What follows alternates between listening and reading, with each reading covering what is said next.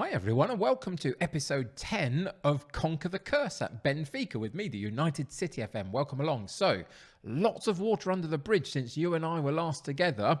We got knocked out of the Champions League group stage and dropped down into the Euro Cup. Today we play a first round fixture in the knockout phases of that. But there's been a lot of happenings in the domestic league as well that we're not really focusing on the episodes necessarily, but I'll catch you up with. Today we played Qarabag from Azerbaijan in the first knockout stage of the Euro Cup. And it's only one leg. So can we get through? Let's find out.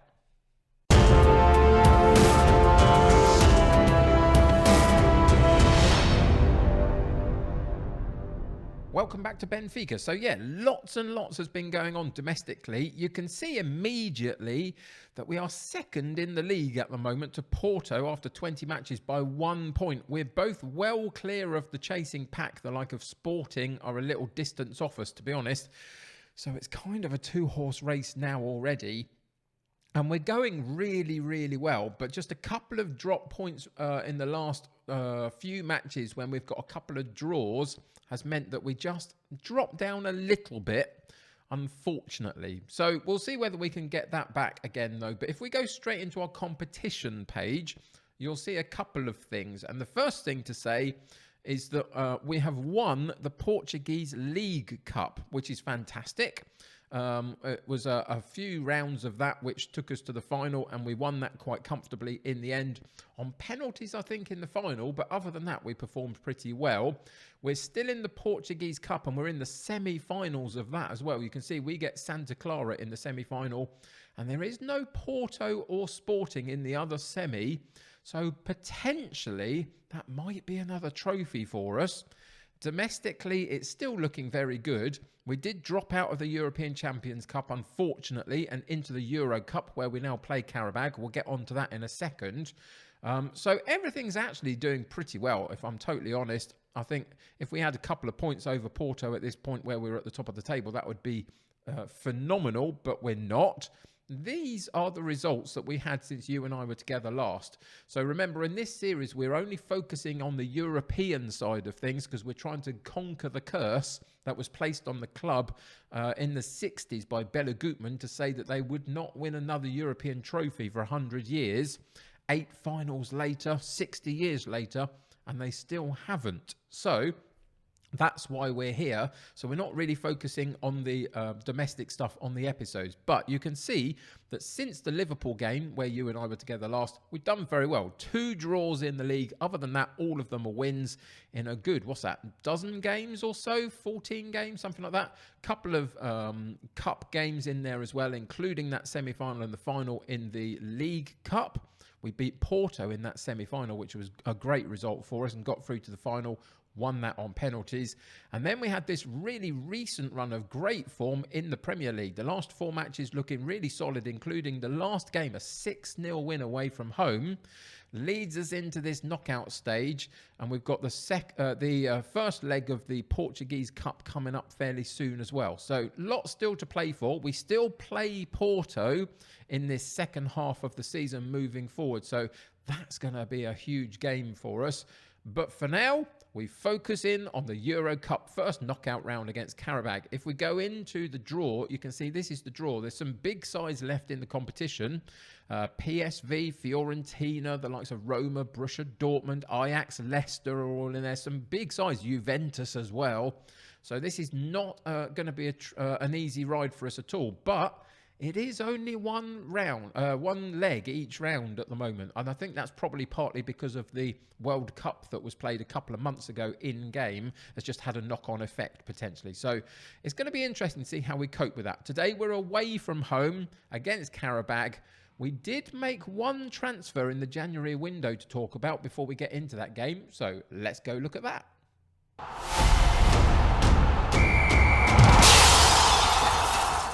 So just before we look at our transfer dealings, just in case anything spoils the recording at all, there's some people over the road from me that are having some work done today, apparently. And for the last little while, it's been quite noisy. It's gone quiet again now, but they're having some trees cut down and it's being put through a wood chipper or something's going on over there. So if there's any noise in the background, apologies for that, but that's what it will be. So, transfer dealings. We made one transfer and it was kind of forced upon us, really, because Luca Pellegrini got very, very cross with me because of the lack of performances for him, apparently. I think he was playing often enough in a kind of rotation role alongside Grimaldi, who's our number one left back. But he got cross, he threw his toys out the pram, told me he wanted to leave. I got a reasonable offer for him, so I took it. And so he left the club. Also, Almeida, one of our more senior pros at the club, 32-year-old Almeida, decided he needed more football at this stage of his career, so I've sent him out on loan. He was only a backup player for me, to be honest. The person that I bought in to replace Pellegrini is a bit of a favourite of mine in terms of trying to find a reasonably cheap and cheerful left fullback that can do a reasonable job for us.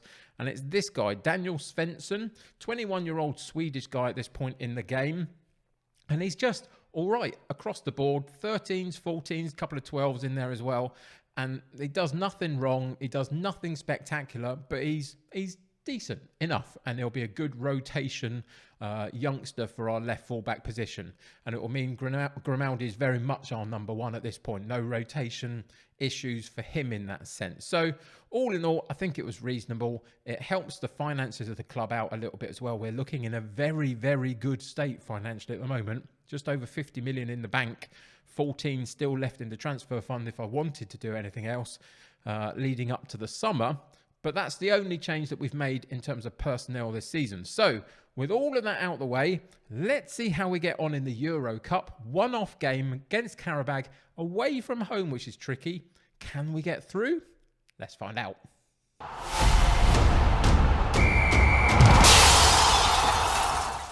In terms of personnel for this particular fixture, we've got a couple of issues. Firstly, Zabarnyi, my central defender, this guy is injured for a few days. Not long at all, but it just means that he goes missing for this particular encounter, unfortunately. So Morato has to come in for him. Porro at right back is forcing his way into my starting lineup. Gilberto, who is normally, from my point of view, my number one right back, has done well for me. There's nothing wrong at all. He's got the experience over Porro. But in the last few matches specifically, Porro, if we go and have a look at him, he's improving all the time. At the age of 23, he's still got some room for improvement here. He's doing pretty well for me. And he's a very, very good option in terms of right fullback. So he's just beginning to take over that spot for the remainder of this season. We'll see how that goes. But he does play today. The rest of the first team is pretty much what we've been playing for a while now. So the likes of Ramos and Yaremchuk on the bench and Mukoko and Nunes start up top for us. The only other change that's been made to the squad is because Almeida left as well as Pellegrini, I did have a spot available to me. So I bought a youngster up from my unders squads, and it's this guy, Cher Undawa. And he comes in the centre of midfield. He can play in the centre midfield and also the attacking midfield if we need him to as well. But he's a good all-round young player at the age of 18, somebody that we can nurture and bring through into the first team again, if possible. Italian, so we need him to continue to develop to become a club homegrown player, as it were, over the next couple of seasons if we can. But worth bringing through into the first team squad, I think. I felt like if we get a couple of injuries in that centre of midfield, maybe one more body was needed in there. So instead of having that extra fullback, we've now got that extra midfielder. So he comes into the first team squad. More than happy about that. So those are all the people that are missing and the changes that we've made. So for today's match against Qarabag in the Euro Cup, we go with Sanchez in goal, Porro at right back, Grimaldo at left back, Morato and Badiashile in central defence, Luis and Mario in central midfield, Goncalves on the right, Everton on the left, and Mukoko and Nunes up top. And a bench of Doyle, Gilberto, Diaz, Moita, Jota, Ramos, and Yaremchuk. So let's get into today's game and see what happens.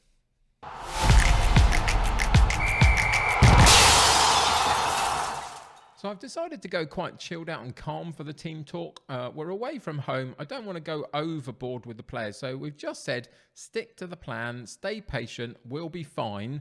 And I think that's true. I think that Qarabag is a decent draw for us, really, considering some of the big teams that are still left in this competition this time round. I think this is a pretty good draw for us, and we'll just have to see if on the pitch we can actually put it out there today and play as well as we possibly can.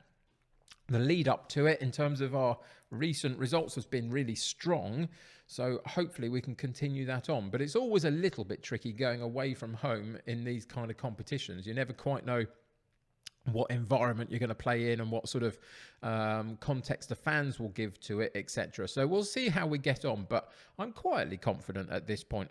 We've got the players certainly that can do this and can put in a good performance. We just have to find one or two in the team that will do that today. We get a chance there. It wasn't a particularly great delivery through.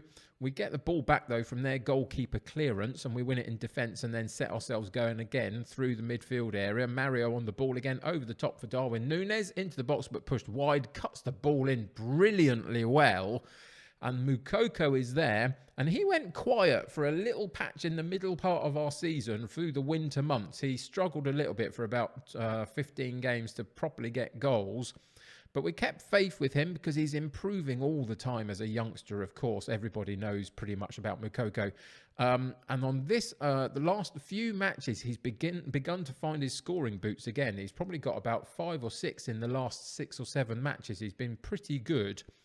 So hopefully he can continue that on for the rest of this season now and continue to develop, because he's going to be hugely important to us over the next couple of seasons if we're still here trying to win one of these European trophies. Half hour into the game, we're 1 up, looking pretty decent. I don't feel like they've done too much against us so far. They've just given the ball away to us. And can we be clinical and make it count again? Oh, Moukoko with a chance again and puts it very narrowly wide. When he'd beaten the keeper, it was almost kind of easier to hit the target. It felt like a little bit there. So that was a little bit disappointing. We're creating lots of chances, though, which is good. I think we've had about 11 in this first half. And one of their players got themselves into trouble here. They really kind of did. That was a big problem for them. And they've had a player sent off 5 minutes before the end of this first half. We are 1 up and a man up as well. I feel like potentially we can relax and enjoy the rest of this game now, because I don't think they were coping with us particularly well with 11 men, let alone with 10. And even though it was a bit scrappy, we might have just got ourselves a second goal there. It was a lot scrappy, wasn't it, really? That it bounced around in the penalty area. Is there an offside decision here, potentially? Let's have a look. Everton on the ball on the left-hand side, crosses the ball in from the byline. It ricochets around a little bit, and Goncalves gets the last touch on it. Is he onside? I think he probably is, and he was. It was a bit of a scrappy goal, though. It just bounced around and found its way to Goncalves, who stuck out a leg, I think, and basically put it in the back of the net through that. It wasn't Goncalves. That's my mistake. Apparently, he did not get the last touch on it. It was Moukoko. It was confusing, to be honest, as to who actually got that in the end.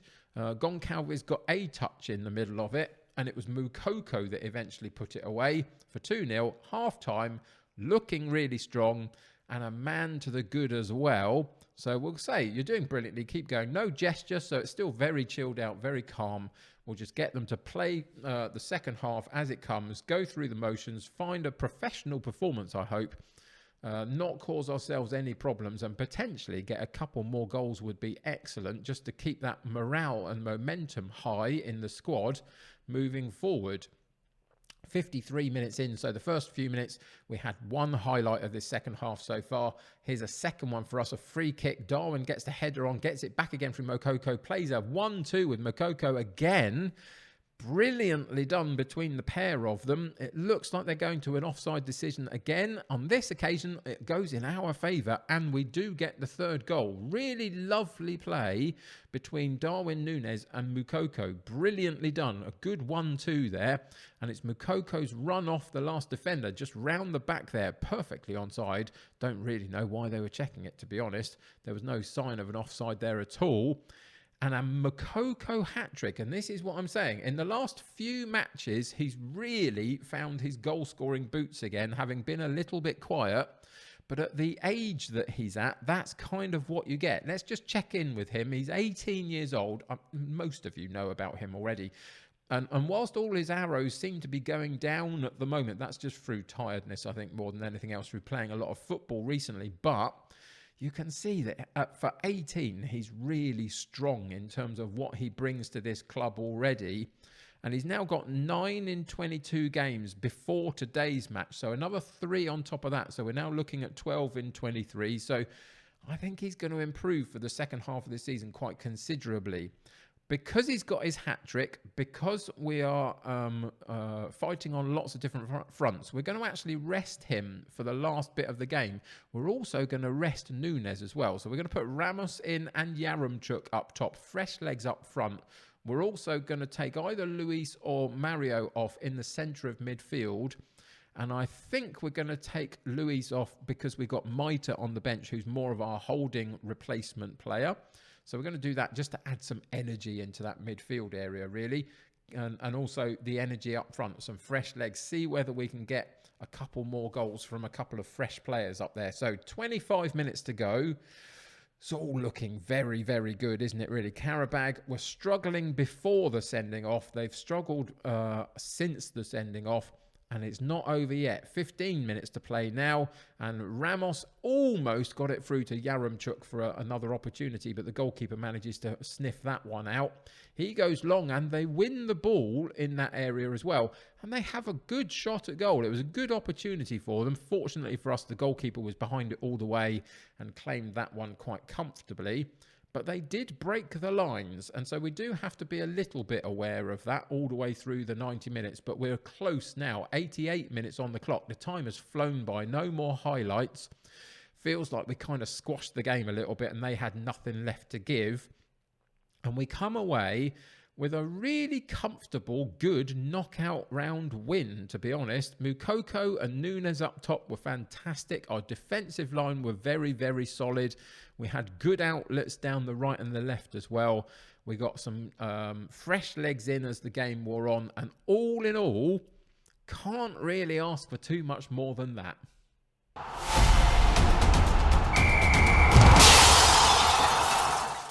So we get through. We're into, what's that, the quarter-final stage of the Euro Cup now. We're not going to find out who our opponents are until next episode because that hasn't been drawn yet. But we can certainly see who's gone through from this round. So the likes of Leicester and then us, Nice have gone through, Bodo Glimt have gone through. If you've been joining me over on my Twitch save with Rosenborg currently, you know how I feel about Bodo Glimt. So that would be an interesting team to draw. So we'll find that out next episode. If you're not over on Twitch with me and you're free to do it, we're there every weekday afternoon, 3 till 5 p.m. Come and join us. It's a lot of fun over there. So Athletic Bilbao are through, PSV are through, Fiorentina are through, and Zebra, who are Juventus in this save, they are also through. So those are the teams that we could come up against in the next round of the competition. But we're looking good at the moment. It was a good round for us. It was a good opponent for us to play. And now things get a little bit more tricky. So you'll have to come back and join me next episode to see who we get drawn against. Because currently, if we go to our fixture list, it's not known. We don't know who that next round is going to be. So come back next episode. It's only a few games on from now, so it's not long to wait. And it, again, is only one leg. So it's anybody's game, really, this one, a one-off match. I don't know whether we're home or away either, so that might have an impact. So anyway, it's going to do it for today. Good round for us. We move on. We'll see whether we can win the Euro Cup and conquer this curse. And if we can, that would be the end of the series. So who knows? We might only have a few episodes left, or we might have to go again if we don't quite manage it. We'll see. But join me next time. Till then, subscribe to the channel if you haven't already and join my United City community. The more the merrier. Click that like button on this particular episode. That will help me get seen by more people. Until next time, take care of yourselves. I'll see you very soon. Bye for now.